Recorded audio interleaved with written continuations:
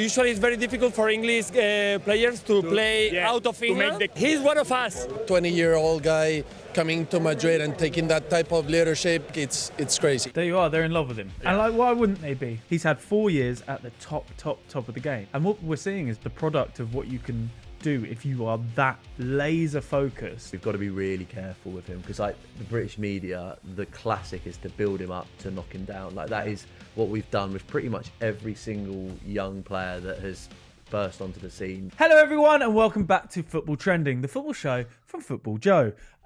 This week, there's only one big game to talk about. It's the bloody Champions League. It's Real Madrid versus Borussia Dortmund. It's the biggest game in football, and I'm so happy to be joined by Ibby. Morning. Back from Mexico City, back from the Kings League. Hola. Hola, chica. What happened in the second game? Hazard, Totti to Chicharito to Ben, Hunter and Joe. Yeah. Life hits you hard. But we're back. That's a come down. We're back. Life does hit you hard. And we don't speak about the second game. If you want to speak about anything, let's speak about my save against Totti. Yeah, penalty save was good. We played it last week. What we do. Yeah, changed the record. 8-0 It's a bad pen, by the way. It's a really bad pen. I saw the video. It's a bad pen. I was watching Football Training last week and I just heard Ben say, it wasn't the best penalty in the world. He slips. Yeah. And then I realised I have a lot of haters in the world. And he's one of them. It's an evil world we live in.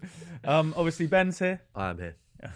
Nothing to say about that. And Joel's here. Hi, boys. Hello, Joel. We're here again. So, look, Ben was actually on Wembley Way. Of course. The I vibes are immaculate. I bumped into him. I was going into the game. He was doing actual work. And he was lucky enough to talk to the Real Madrid fans and the Borussia Dortmund fans about one man who's been at the centre of a big discussion, Jude Bellingham.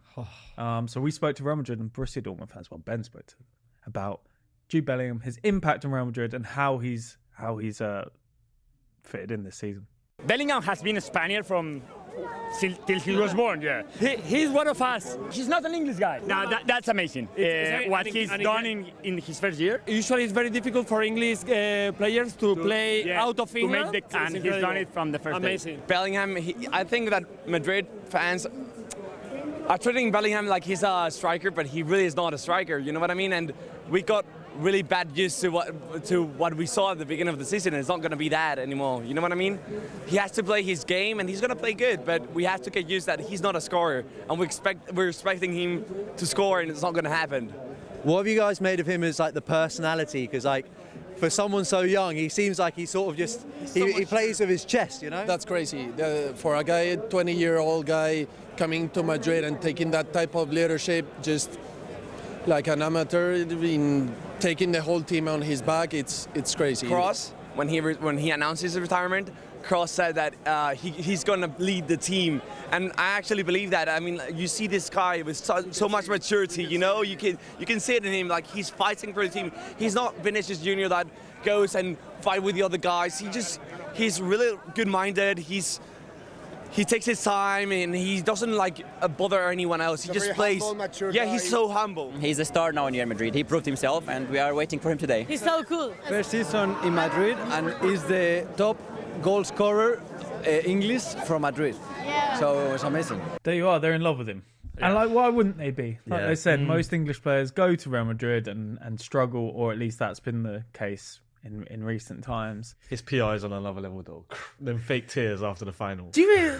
So this has been like a real thing. This where has this kind of disdain for him come from? Like, is it because British people just can't see other people succeed? Yeah. No, I'm so happy for him. I'm so happy for him. But everything he does is like perfect PR. Like, we're seeing the product of, like, the first sort of football media generation. Yeah, 100%. Where, like, he's obviously grown up seeing the good, bad, and the ugly of, like, football social media. So I think he just appears really mature because he's the first, like, superstar of his age. Yeah.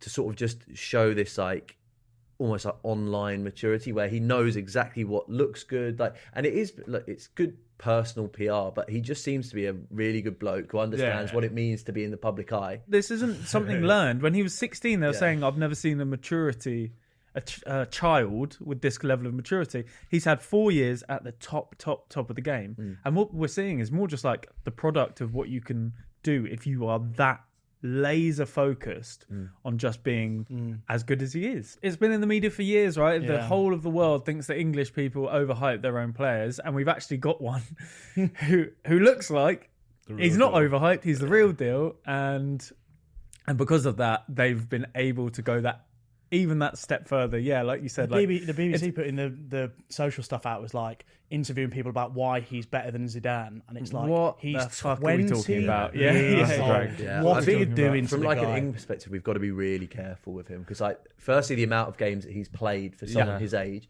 I saw like it was sort of a load of young players and like sort of international greats, and he was just at the top of the list for minutes played.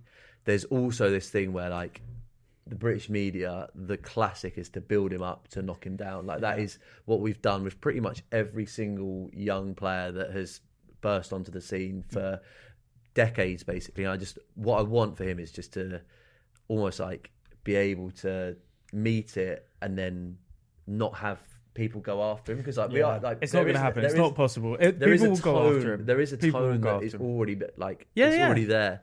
And this guy just did it. Look at the crocodile tears. Blah, blah, blah. You're seeing it online. Yeah, he had like. Admittedly, he wasn't massively involved in the game, but Real Madrid weren't massively involved in the game until the 70th minute, and then he gets an assist. I mean, like that for me. You know, make those big moments count. He got the assist. It doesn't really matter that the game. Who played well for Real Madrid up until that point? Probably just Vinny. Yeah. Vinny was unbelievable. He was the best player on the pitch, right? Like, I think one of the person who I think's had the most sense around Bellingham is Wayne Rooney, who a while ago just said, look, there's going to be moments in the next couple of years where he plays badly, where he has whole patches where he's not scoring. And he was like, you just have to not get on his fucking back about it. I watched the BBC documentary on him at Euro 2004. Exactly. And like there are just like huge comparisons with like, he obviously tore it up and we became super reliant on him as a team. And I think there's less so now. But it's like the treatment of Rooney is comparable to Bellingham, where Bellingham's probably actually we're more reliant on him, if anything. I think where we're going in, I think we're going into a tournament expecting him to do more. Whereas I disagree. Euro 2004, it was unexpected that Rooney was going to tear it up. Like I don't need to.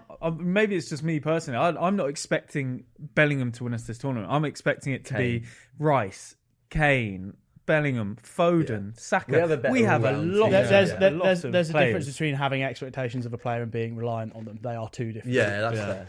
I have certain expectations of levels, but also I'm very realistic. I also think England are in the best position in that if he's not playing well, Phil Foden can play the 10. If he's not playing well, Cole Palmer can come in. We've got a lot of form players. Eze can come in. Like major football tournaments now, it's about the squad. It's not about that first 11. How well can you rotate? How well can you get players on and off at key moments? And for me, yes, there should be expectation, but there's also expectation that he's just played a Champions League final. We'll see. Like honestly, the hype for me is justified. You can't go and score that many goals in your first season at Real Madrid and not deserve the hype and win the Champions League. He is obviously just loving being a Real Madrid player, and the shirt fits him really well, and they love him for it. Love it. One player who has had an incredible career, and they spoke about it there as taking on the mantle from it's Toni Kroos, and obviously that was his last game for Real Madrid ever. But we asked Real Madrid fans about Kroos, about the impact he's had in the club, and generally just how amazing a player he's been for them. The best thing about Kroos is like he's retiring maybe in his best season. Yes. That's like an amazing legend for Real Madrid to retire when he's at the top level. He didn't want to be in a lower level. He wanted to retire at the top, and that speaks a lot about Kroos. And another player that like Zidane. Yeah, like Zidane, that it's make a click with Real Madrid culture. Yeah, and he understands maybe better than us what Real Madrid is, what Real Madrid means. Yeah. So yes, it's something that needs to happen at the end. Well, already it's part of our heart, and it's gonna be a legend for forever. But if he ends up this season with a Champions League and then plays a good Eurocopa, is gonna be a legend. You know, the thing is, we're old enough to have seen Raúl, who's been the biggest legend of our club after Cristiano Ronaldo, obviously. But he's being the biggest legend, and we haven't seen someone have such a good farewell as Toni Kroos has. We were crying. We were watching the match in a bar, and we were crying like, dude, this is fucking crazy. We haven't seen someone say goodbye with all the stadium, it hasn't happened in our lifetime. Not even with Raúl. I mean, we're talking about like a big guy. I mean, what a career! Yeah. What a career! What a player! Is there an argument that Toni Kroos is arguably a little bit underrated? Yes, 100%. Do you think so? Massive. 100%. He's never. You never put him in the conversations of like the best centre mids in the world. It just never happens. He's always like that underrated player, that player that doesn't always get the justification he deserves, but he's won games for Real Madrid. He kind of goes in that Xavi Alonso kind of like where he's done a lot, but he never got the plaudits for it. Yeah, there's always been players that have been louder or like more obvious. Like or more obviously impactful, like scored goals. He plays next to Modric, so But then also like in this Madrid team, like the early years of this like dominance, it was like Ronaldo, Bale, Benzema, what sort of goal scorers doing incredible things in finals, and it was just like for that to exist, you have to have Toni Kroos. Casemiro, and Modric was like. Fucking hell! If you're talking about getting your balance right in a midfield three, Jesus Christ, that's it, isn't it? When in years to come, when they're like, yeah, that's how we want our midfield to feel. I remember watching games where I was like, how do you beat that? How do you get past that three when Casemiro could still move? From an opposition fan, you must just think, oh fuck off, like so just consistently good, like. Yeah.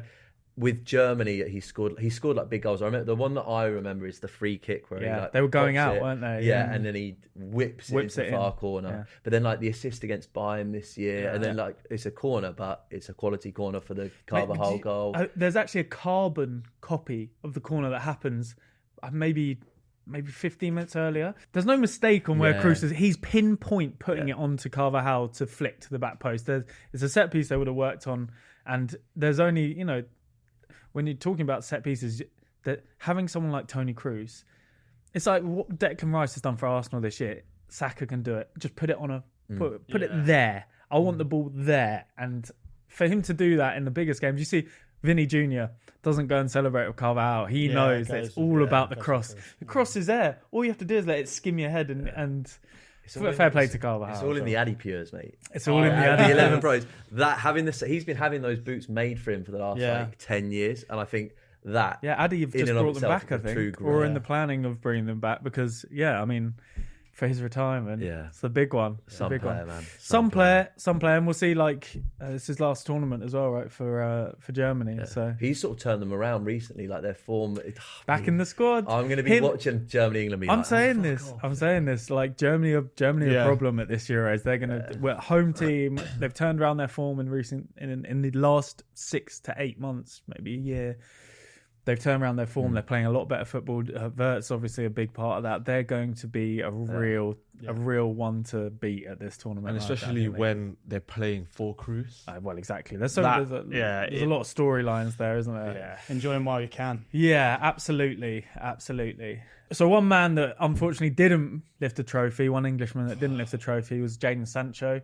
Thought he had a good game. Although I have to say, Folo Mendy was brilliant on the night, and then he also has to track Vinny Jr. the other way, which isn't the most. It's not the most fun job in the world. It's a long night. But obviously now he has a decision to make. His loan's come to an end. He's no longer at Borussia Dortmund. We'll be going back to Manchester United at some point.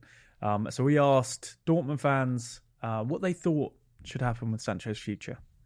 You feel something when he plays. You feel he actually loves the club, which is special for an Englishman to go abroad. I know Bellingham's doing it in Madrid, but for an Englishman to go abroad and really love a club, it takes a special person. Well, we love him. Me and my brother loves him. I mean, he's a kid. He came here. He was so young. I remember I went to watch a Dortmund training game many years ago, and he was a kid. And the way he plays it's different. I kind of feel mixed, to be honest, but I feel more happy than not, really. I think it's good for Sancho to be here after everything that's happened for him this year, so I hope he does it, to be honest. I think he'll play well today. I hope so. He's been a very good player, and it means a lot to Dortmund that he plays there, and I think we should keep him a little bit longer. You reckon he should stay next season? Best for him and best for us. because it's Dortmund. Do you reckon he suits Dortmund? He understands what it means to play for the club. He also said that Dortmund is his home, that he feels at home in Dortmund, and that I think is very good. It's difficult for him to play again for United because there's no good time for him and no good time for United. So it's the best to keep in to us. If you were Jadon Sancho, what would you be thinking, do you think? I think if Ten Hag goes, he still needs to go. You think still go? I am on the opposite. I think it would be one of football's great fuck yous if Ten Hag goes, Sancho goes back and just tears it up. I almost think the motivation he would have to come back and just prove that he wasn't the problem would be so high. It would be a great narrative and arc for him, I think. I think that's so right, but the thing that I have with that is Sancho's my age group, 23 turning 24, 24 turning 25 actually. He can't take that risk and go back to Man United because if it doesn't work out, he's fucked. Because even with Borussia Dortmund, I still think he's higher. I still think he plays at the elite clubs. And he's getting to that age where he has to just show it. And at United, he can't go back and take that risk. He risks losing all of the momentum that he's built. And he's also seen inside what looks like a United shit show, effectively. And also for him, why would he want to? It has also got to depend on who is going to replace Ten Hag if he does go. I just don't think there's anything there for United. And I get that narrative of fuck you, but it's his career at the end of the day, and do you really want to mess around at that age? You can't go back to Dortmund for a third time if it doesn't work out. Yeah, do you know what I mean? And also, he's so lucky because if he didn't get that move to Dortmund, that's a whole season of not playing. And your value just drops. He's proven that he can go and do it. Yeah, he was important in them going all the way to the final. He was good in the final. He's proven he can play at the top again. I don't think the way Manchester United particularly suits him. Yeah, he wants it. You kind of want Jadon Sancho in a more controlled, possession-based team, not sort of the chaos that Manchester United try and play with. They do, it's long balls, it's picking up the second balls. Yeah. And the reality is, Jadon Sancho is a boy from London who's black. It's going to be so hard for him, especially the way he goes around things. It's going to be so hard for him to go back to United and not actually have any stick. He just needs a fresh start. Okay. If it's a whole season at Dortmund, he has to just kill it because he's such a good player that going to United is just going to kill his momentum. It's just strange, isn't it? Because Manchester United could really do with the right midfielder who was very good on the ball. Yeah, and so in that world it makes sense, but you just know that it's so difficult to perform there. Look at Marcus Rashford, brilliant footballer, and you still find whole spells where you don't hit your form because the pressure of that club is. Like we were saying with Real Madrid, it's that next level up. Until you're there, you probably people don't realize it. But when you speak to players and they're telling you it's different, I didn't realize it was going to be different, but it is different. I think he'll probably go back to Manchester United and give it a go. But for his career, I agree. I actually think he should go to Dortmund. Yeah, I think go to Dortmund and continue to perform. There's absolutely no reason why that Dortmund team can't do something next year. I don't see any reason why not. And he can be an important part of that. I would love to see him in the Prem. Honestly, I would love to watch him week in, week out in the Prem. But it's just when he first came, it felt so right. Yeah, it was just obviously. What team in the Prem does he work for then? If we were saying he wants to play smart, forward playing football, lots of fluid forward playing football. I'd love to see him for. Arsenal. It would never work. Arsenal or Newcastle. I'd love to see him at Arsenal. I think Arsenal's a really nice fit for him. Yeah, lots of possession based, quick sort of movement football. He's welcome at Southampton. Welcome there. I don't think he'll work at Liverpool. Look, imagine doors always open as a promotion sign. That'd be unbelievable. We'll come and get you, please. We'll come and get you. We'll come and get you. We'll come and get you picking me up in the morning, pal. I'll pay for the Eurostar. So look, we had two sets of fans in town this week, one from Germany, one from Spain, obviously. And English football's been under the microscope a little bit recently, especially the culture around the game. And these are two fan groups that have, incredible support. So we asked them, what can English football learn from the culture of their two countries? Probably ticket prices, right? Because we're getting mugged off. Not that you pay for your ticket. Yeah. That's getting left. That's good. That's getting left. Good. It's a different experience. We go to the Yellow Wall. You know, it's good fun. Everything is affordable. You go to, I don't know, you're at Arsenal, Chelsea is very corporate, so it's a million miles apart. But I think the British clubs have made that decision, right? Hopefully the German clubs don't make the same commercial decision. Yeah. I mean, I think the Premier League is definitely more entertaining to watch. I think the league has got more quality. The Premier League is more entertaining. Let's just say that. It's a hard one because England's a very traditional country, and obviously you guys made football, so there's nothing we can teach you about fan bases. You guys are great, so I don't know. Maybe drink, maybe cheaper beers. Let's just say that. The price is too much here in England, and I think some things must be allowed. Drinking beer in the stadium, stand in the stadium, so the atmosphere will come back to England, because 20 years ago, 30 years ago, we looked to England what the atmosphere is. So in the last 10, 15 years, England looked to us what the atmosphere is. Can I ask how much your season ticket is at Dortmund? €800, 700 pounds. Yeah. Included 3 Champions League tickets. I just don't feel there is a connection between the fans and the club in the same way there is in other leagues. Not just the German divisions. It's the way that English fans feel a club. It's being a fan. It's not being a supporter. The way that other countries view their team, you feel a special. It's like a family. And in England, it's not the same.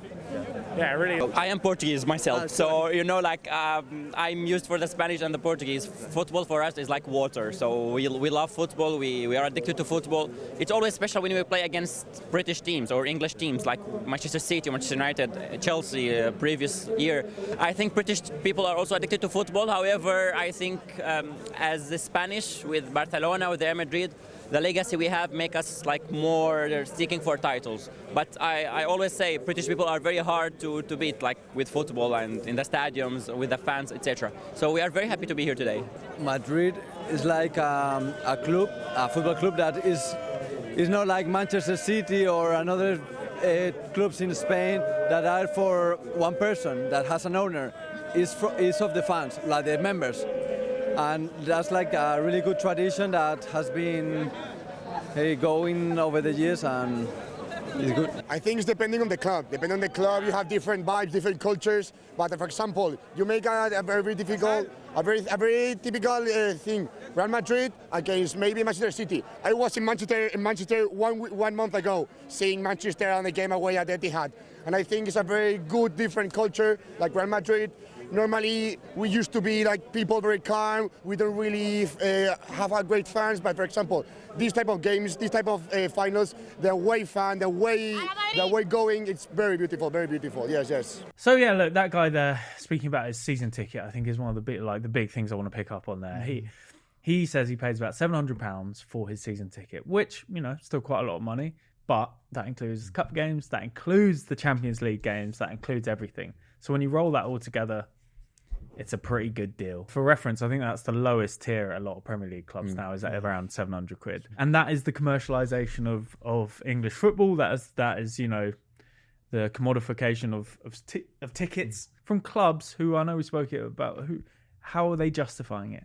What has changed in the last 3 years, 4 years? That means you've gone from 300, 400 quid to 600, 700, 800 quid.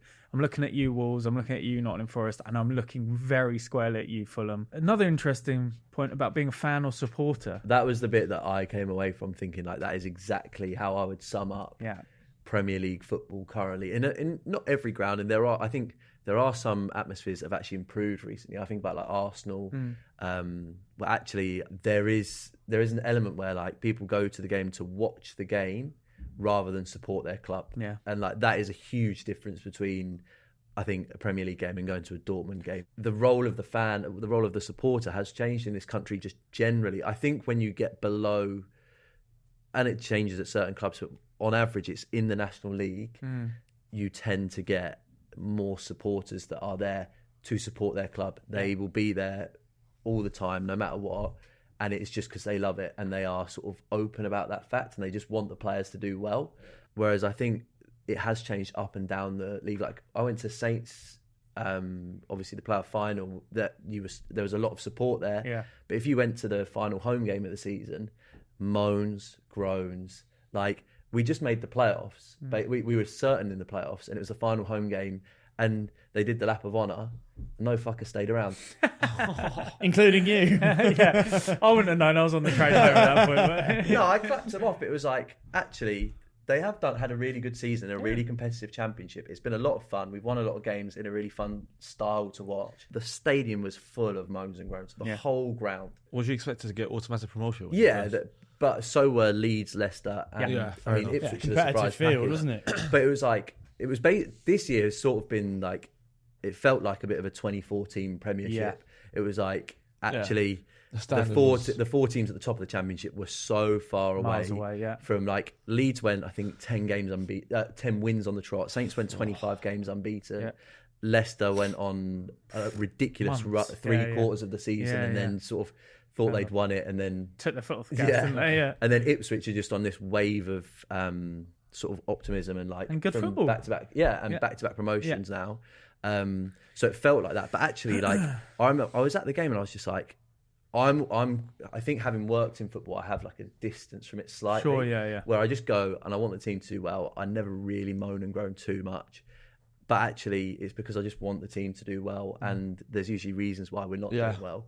But like, there is like a sort of, and it's because of ownership and investment. Season ticket holders do feel this sort of like, almost like right to win, like 3 points almost. 100%. And it's not the same as it is when you go abroad and there's like contribution to the atmosphere in the same way that there is in this country, and it sort of lacks in 3/4 of the ground usually.